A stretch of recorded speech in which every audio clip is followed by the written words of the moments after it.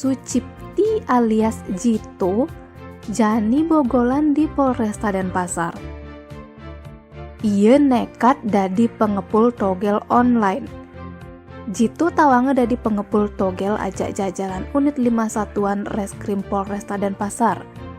Petugas lantas nelusurin pelaku masang judi togel online di Duren Latragia Badung, Jalan Bypass Ngurah Rai, Gang Sale 2 nomor 2, Kute Selatan Badung, duga Senin 10 Januari sekitar jam 6 saja.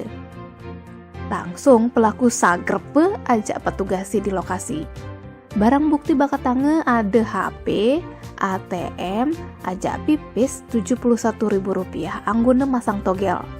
Mare interrogasine, Citu ngaku mare dadi pengecer togel. Apang ada anggone belanja sewai-wai.